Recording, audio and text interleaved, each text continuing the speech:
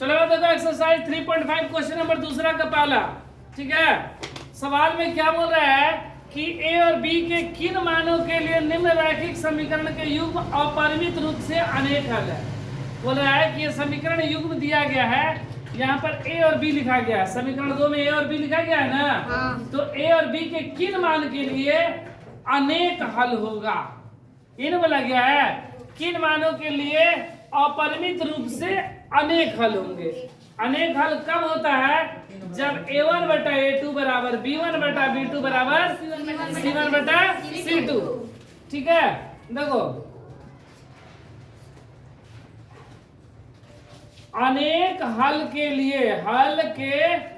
लिए सूत्र क्या होता है, a1 बटा a2 बराबर b1 बटा बराबर c1 बटा।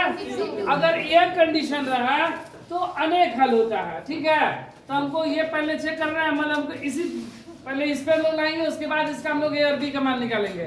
तो देखो a1 का मान क्या है 2, b1 का मान 3 और c1 का मान a2 का मान b, b2 का मान a प्लस और c2 का मान 3a प्लस b माइनस 2। और हमसे क्या बोला, अनेक हल। क्या बोला गया है, अनेक हल। तो अनेक हल में क्या होगा, ये मेरा सूत्र है। ठीक है, ये क्या है सूत्र अनेक हल के लिए। ठीक है, अब बोला है कि अनेक हल हो, अनेक हल के लिए अनेक हल हो तो कितना हो जाएगा 2 बटा में a माइनस बी, क्योंकि a1 बटा a2। ठीक है, बराबर 3 बटा में a प्लस बी बराबर 7 बटा में 3a प्लस बी माइनस 2।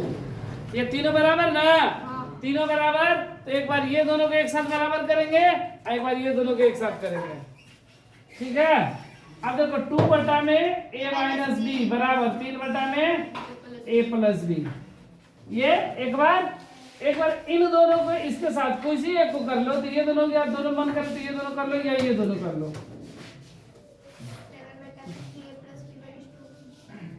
बराबर 3 बटा में a प्लस बी। इसको हल करेंगे तो हमको एक समीकरण मिलेगा, इसको हल करेंगे तो एक समीकरण मिलेगा। फिर दोनों समीकरण को हम लोग हल करके a और b का मान ज्ञात करेंगे।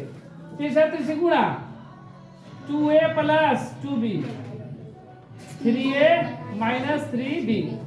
ये देखो 2a प्लस इधर आएगा तो प्लस का 2b माइनस इधर आएगा तो बराबर 0। ये घट गया तो क्या बचा माइनस a और 3 2 5b बराबर 0। ये समीकरण क्या हो गया, ये समीकरण 1 तो यही था, 2 ये था, ये समीकरण 3। उसी तरह हम लोग इसको भी हल करेंगे।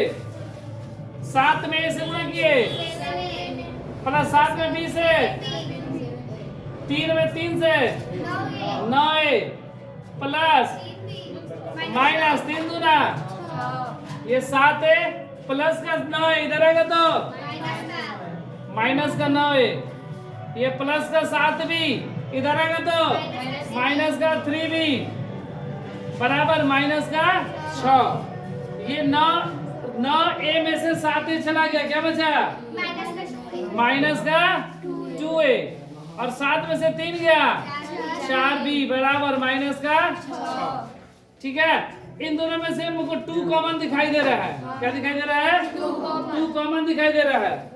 माइनस का 2 कॉमन ले लिए तो क्या बचा a, ये माइनस हो जाएगा क्योंकि माइनस माइनस प्लस, ये कितना 2b बराबर माइनस का, ये 2 माइनस ये कैसे में है गुणा में इधर आएगा तो a माइनस 2b बराबर माइनस 6 बटा में माइनस 2 कट गया, 2 तिहाई 6, a माइनस 2b बराबर 3।